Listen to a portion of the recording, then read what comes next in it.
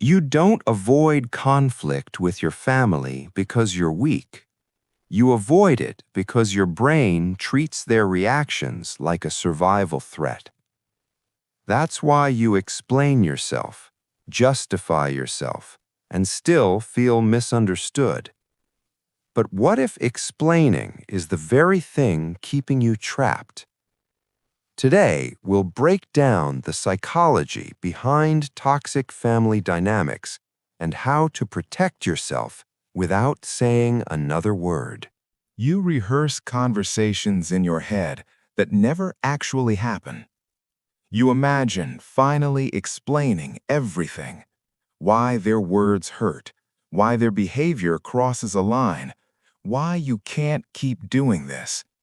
But when the moment comes, you go quiet, or you over-explain, or you freeze halfway through a sentence. And later, alone, one question keeps circling. Why do you feel like you need permission just to protect yourself? Hold that question, because the answer isn't about confidence, it's about something much older in the brain. Toxic family dynamics rarely look dramatic from the outside. There's no clear explosion, no obvious villain, just small moments that repeat. A comment that sounds like concern but feels like control. A joke that lands like criticism. Advice that ignores your reality. You leave conversations feeling smaller than when you entered, not shattered, just reduced. And the strange part is what happens inside you. You don't just react in the moment, you prepare in advance. Before seeing them, your mind scans for possible conflict. You predict their tone, their reactions, their disapproval. Your nervous system braces before anything even happens. That anticipation changes how you behave. You soften your opinions. You explain your choices in excessive detail. You justify feelings that shouldn't need justification. And when you try to set boundaries, you feel guilty before they even respond. Not after, before. That guilt becomes your internal narrator. Maybe you misunderstood. Maybe you're too sensitive. Maybe they didn't mean it like that.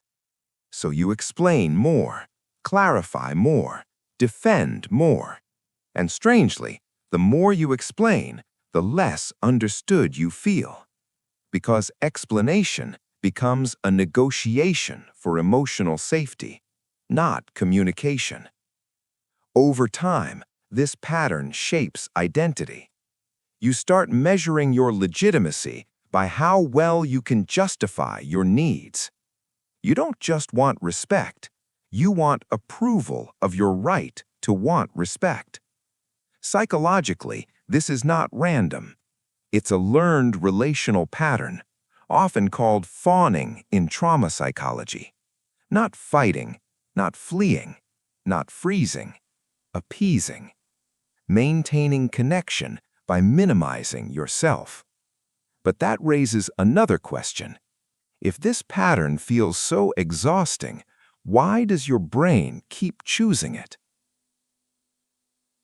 You are not weak for struggling to set boundaries. You are not overly sensitive. You are not defective at confrontation. Your brain is doing something very specific. It is protecting attachment. Because for most of human history, losing connection to family meant losing survival. Food, shelter, protection, belonging, all tied to staying accepted within the group. So your nervous system learned something simple. Connection equals safety. Disapproval equals threat. Even now, in adulthood, your body reacts to relational conflict as if survival is at stake. That means explaining yourself isn't weakness, it's an adaptation. Your mind is trying to restore harmony before conflict escalates. It believes peace keeps you safe.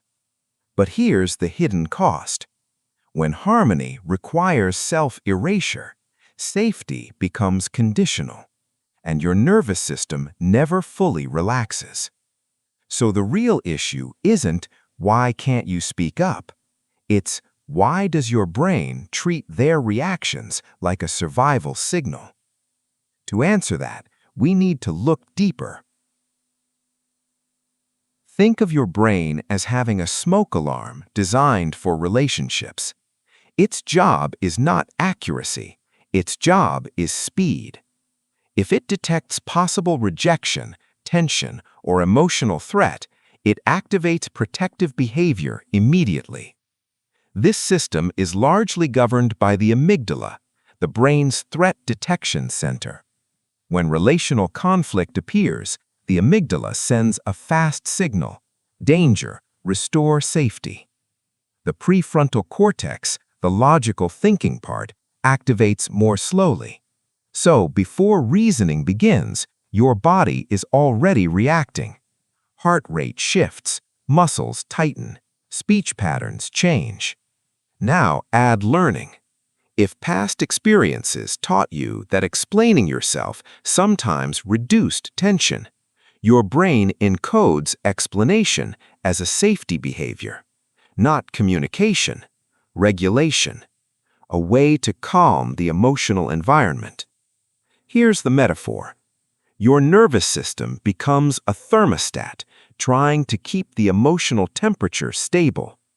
If tension rises, you lower yourself to cool the room. But thermostats don't ask whether the environment is healthy. They just regulate. This creates a mental model called relational temperature control. Your brain monitors emotional climate. When it senses heat, disapproval, criticism, conflict, it adjusts you. More explaining, more accommodating, more emotional labor. And here's the crucial mechanism. Each time explaining reduces immediate tension, the brain receives reinforcement. Short-term relief becomes long-term habit. But relief is not resolution, so the pattern continues. Which leads to the practical question. If your brain is wired to regulate emotional climate, how do you protect yourself without triggering internal alarm? You don't need to override your nervous system. You need to retrain what it interprets as safety. Here are 4 principles grounded in psychology. What to do.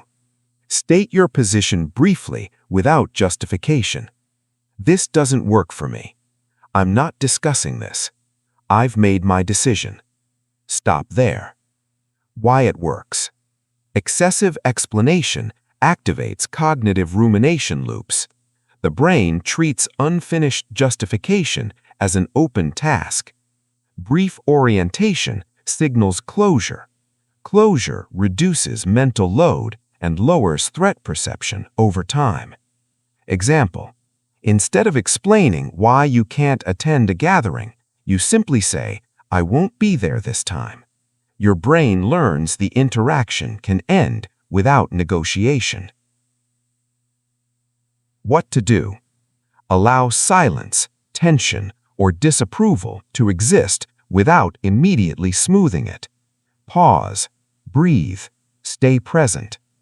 Why it works. This retrains the amygdala through exposure learning. When predicted emotional danger doesn't escalate, the threat response weakens. Your nervous system updates its model of safety. Example: a relative reacts with disappointment. You do not explain or comfort them. You remain neutral, and nothing catastrophic happens. That non-event rewires expectation. What to do. When guilt arises, ask one question. Did I violate my values, or did I violate someone's expectations? Respond only to the first. Why it works. Guilt and responsibility are processed in overlapping neural circuits. Conscious labeling recruits the prefrontal cortex, reducing emotional fusion. You regain cognitive differentiation. Example: you decline a demand. You feel guilty.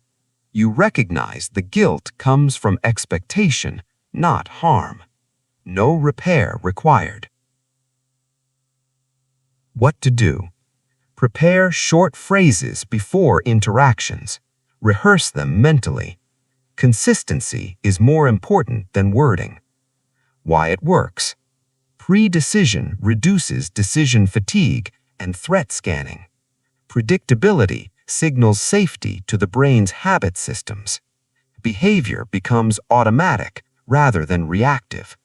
Example: every intrusive question receives the same calm response.